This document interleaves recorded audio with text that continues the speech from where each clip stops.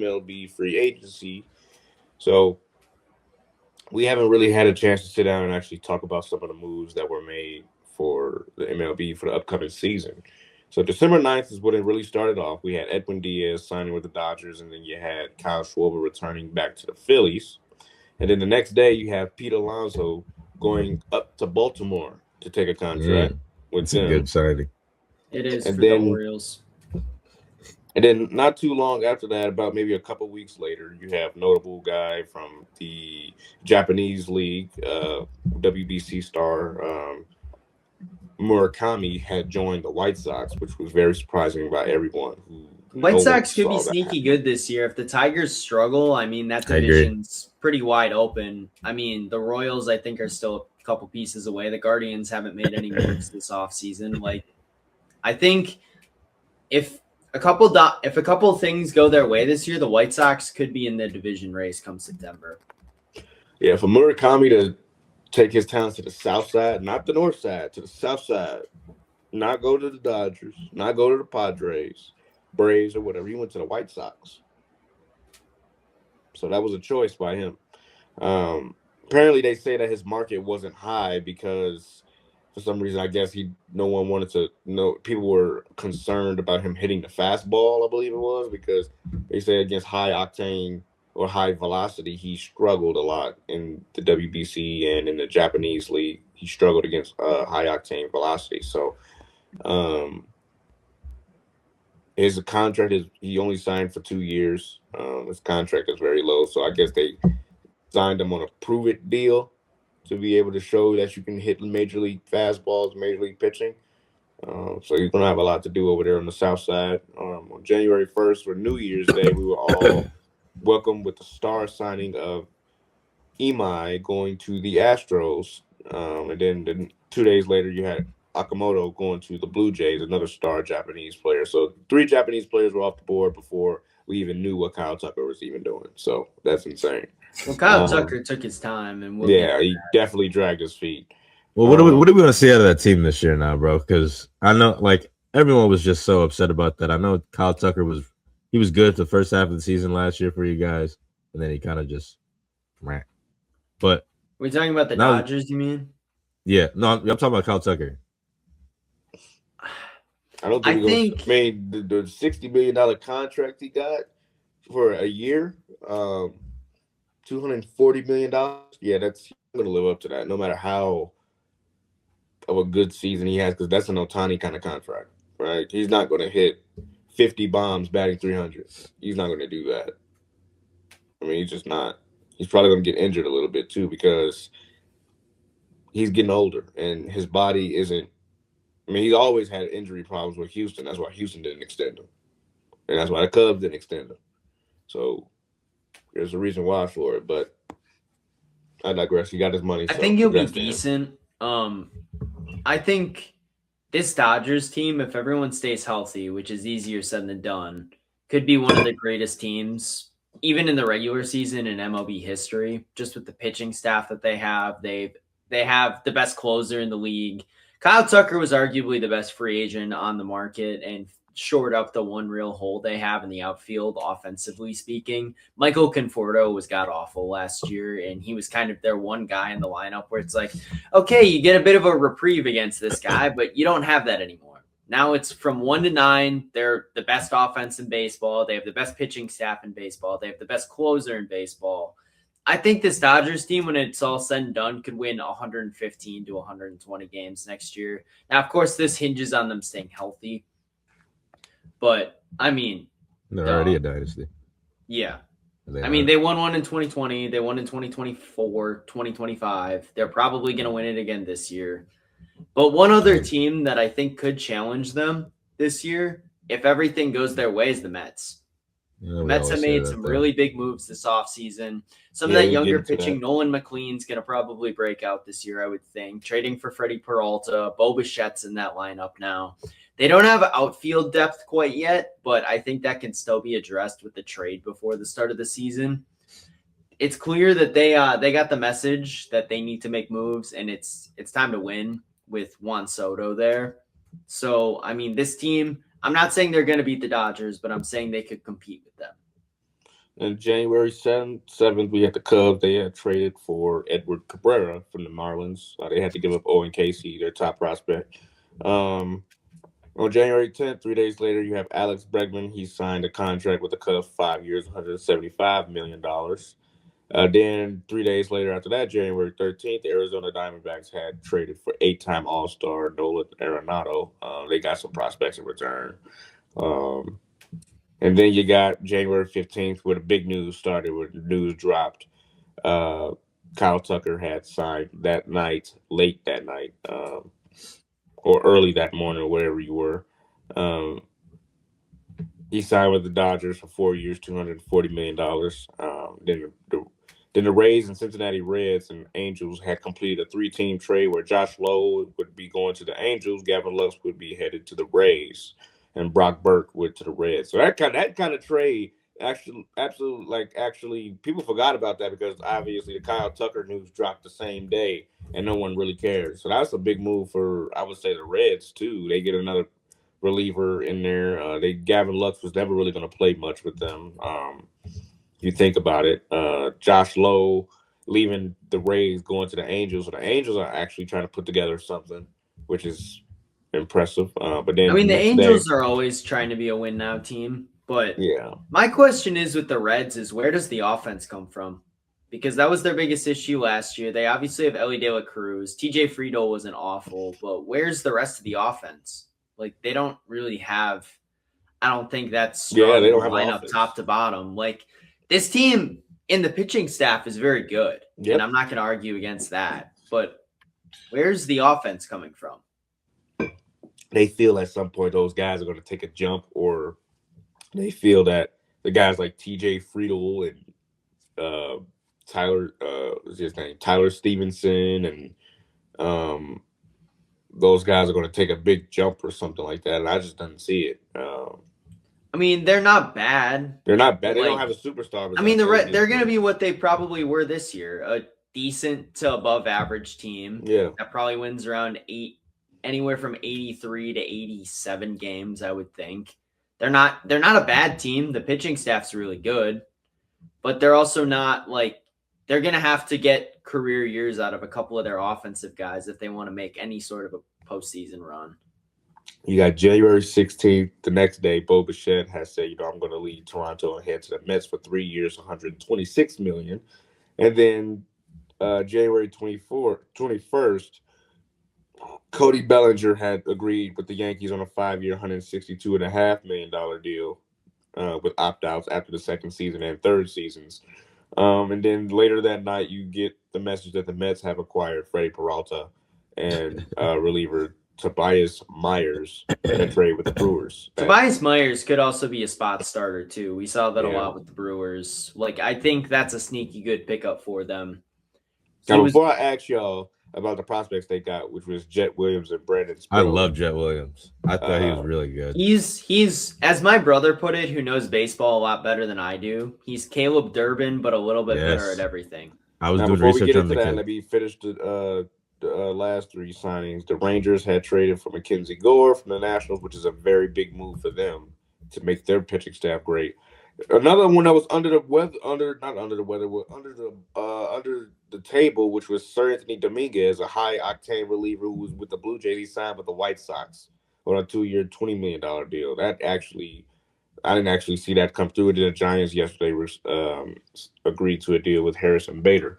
But yeah, now we got to get into Peralta. So now that Peralta's out of the division, that should free the way to Cubs to just dominate. But, you never know because the Brewers find some way to, do better. The Brewers are still going to have a couple solid starters next year. Yeah. Brandon Woodruff is going to be back and hopefully healthy.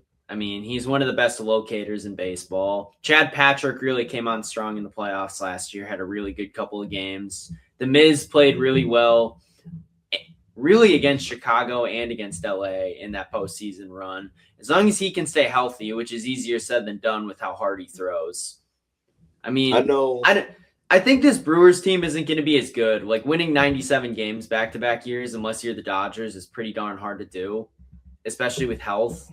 But I think this team isn't going to be bad. I think it's going to be a two-horse race again in the Central. Maybe the Reds or the Pirates could get hot, but I think it's going to be a battle between the Brewers and the Cubs all season again. Real talk, real quick. I want everybody to understand that yes, Freddie Peralta is a fan favorite, a beloved person in the city, and he been here for a decade almost. And look, you gotta trust this. Okay, it's really sad to see him go, but this is kind of what small markets got to do in the MLB. Am I wrong? I mean, you got to be able to do stuff like this to compete. I mean, everyone complained about Corbin Burns trade. In hindsight, paying him would have probably tanked our chances to compete. So I'm thinking, hey, we get two guys younger. We get younger. We get two guys that can play.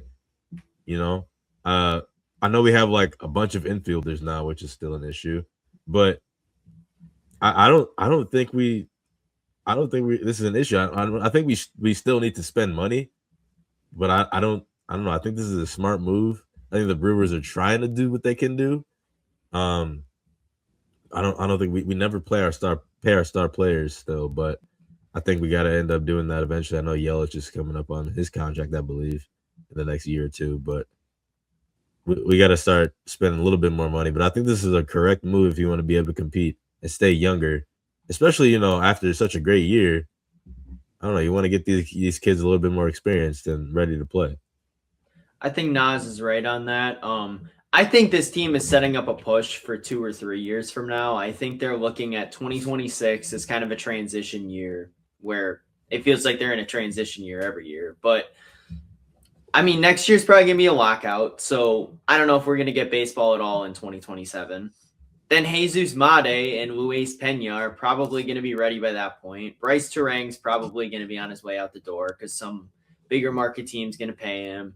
Contreras will probably be gone by then. Jefferson Cuero will be up in the big leagues.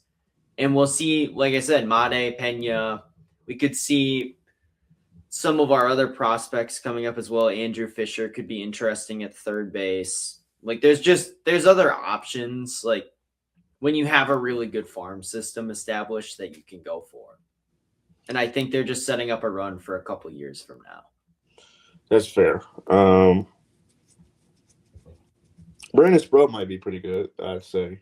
But yeah, I mean, I wish Sam was on. We got to get him back on here, especially for baseball talk. Sorry to interrupt you, Jalen, but the way I look at Sproat is the people that know a lot more about baseball than I do seem to really like him. And you've seen what the Brewers pitching lab's been able to do as reclamation projects for the last couple of years with different guys. And Sproat's not even a reclamation project. He's just a prospect that I think they can really hone in on and just get the best out of him because we've seen them do it time and time again with different guys all season long. And I know Sam's upset. He thought they were going to get Nolan McLean, but they're not giving up their best. I was going to say they're not Nolan giving McLean. There's no way in the big leagues. There's no shot. Like Nolan McLean was already in the big leagues. He was not going to. They were not going to get rid of him. They'll just find someone else to go trade for. And with that, y'all needed to get rid of Peralta because y'all weren't going to get nothing for him. So exactly, this is a trade you cannot say no to. You cannot. I mean, like everyone gives us crap for doing these types of trades, and I get it. Like from the Dodgers' perspective, where they feel like what we do is ruining the sport. However, it's either we trade him now for prospects or we lose him next season for nothing because we'd have him for one more year, and then the Mets, the Dodgers, the Yankees, one of those teams would just outbid us immediately. There's no way we can justify paying him $30+ million, especially when he's going to be 30 years old. And he doesn't go – Freddie's a great pitcher, but he doesn't go super deep into games. They call him 5-inning Freddie for a reason. That's facts. You saw last year in the playoffs. He couldn't get past a 6th or 7th inning, which is like you kind of need him at that point, especially in those close games we were having. That's why I think a salary floor will happen. I don't think a cap is going to ever happen in baseball, but I think there will be a floor to where. Can someone explain to me the difference? Can someone explain to me? Floor would be like you set a minimum spending limit, like say you put it at 100 mils. So teams like the Brewers, the Marlins, the Athletics, teams like that they're the Pirates. Like they're not known for spending anything really, and just kind of being a profit machine or being a smaller market team, they're forced to spend and actually invest in their roster. So say the Marlins, anytime anyone gets good, they just trade them immediately. Like they're forced to actually invest in their roster and not just make it about making money. So wouldn't it be better to do a salary cap? No, because I think a floor will render. I mean, a salary cap will render what players get, or what they think they deserve, because they feel like Kyle Tucker would have never gotten a $60 million contract a year. Like he would have never gotten that from anybody. Now, to be fair, I don't think Kyle Tucker deserves a $60 No, million I don't think he's. But there are guys that do a year. But for the baseball player standpoint, whatever they feel that they're worth, they're not going to even get close to it. And a lot of guys maybe take $15 million off. Well, instead of taking $30 million off. I agree with this. Right? Yeah. So, but I think the salary floor is definitely fair. Yeah, I think you do see teams that do it a lot worse than the Brewers do when it comes to that. The Pirates have never spent. Now they've been a bit more aggressive as of late, signing Ryan O'Hearn this year. But I mean, in the past, the Rays are another one where they just the second anyone shows an ounce of promise, they're off to the Padres, they're off to the Dodgers, they're off to the Yankees, they're off to the Mets. Marlins did it with Christian Yelich, and they had what's his name, Giancarlo Stanton. They were all down there. Jazz traded to the Yankees, so they had a roster for real, but they traded them away because they don't want to pay them. They can't pay them. So now that salary floor might be the tuition, they're going to have to pay someone and have to keep a star player like what's his name, Kyle Stowers. They're going to have to probably pay him. And Owen Casey if he pans out. Yeah, if he pans out, yeah. Sandy Alcantara, they're going to have to pay him because they might have a floor to keep. So I believe that's huge for baseball. Cap will not happen because you're going to tell players what they can and what they can't get. But a floor dictates the market for teams to where it'll even the playing field out, at least for teams to have star players to go watch. So it'll be something to see. But now let's say if they get say if they put a cap instead of a floor, what will happen? More lockouts? I think that's really hard I don't to think do. I don't think the Players Association will ever agree to a cap. I don't think so either. I don't think that's even possible at this point, because then you'd be like, how do you handle the Dodgers roster right now, the Mets roster right now with a cap? Like you just have to restructure all of the players' deals. And they're not going to Juan Soto, where he's on a 14-year contract for $750 million. How do you even maneuver that to make it fit with the cap? I don't think it works. Ohtani contract. They're not going to restructure their contract. They're just not going to agree to it. So you're going to have to. And I think the MLB Association knows that. So I think they're going to try to get that lockout done as quick as possible, which I think they are. I think we are going to actually see baseball. I think it's actually going to come. I think they're going to agree faster than what people think, because one, A, they don't want to miss out on money. B, they don't want to, especially with the All-Star game coming to Wrigley Field, one of the most historical landmarks in the world. I don't think they're going to want to miss out on that. And then there's just no point in arguing over a salary cap, because their players are never going to agree with that. And then you actually, like what Chris said, when you look at the Dodgers payroll, how the hell do you even run with that? How do you even they'd be forced to release half their roster? I just don't think that works. It's not going to happen. And the Players Association aren't going to agree with that. They're going to be like, well, I'm not giving them my money. So you pay me or I'm not. I mean, as long as we see some baseball, I think it's okay, because the summer's boring as hell without sports. Yeah. Without NBA, without NFL, there's just nothing going on besides baseball. They call it the dog days for a reason. And that's where baseball comes in to take away the dog days.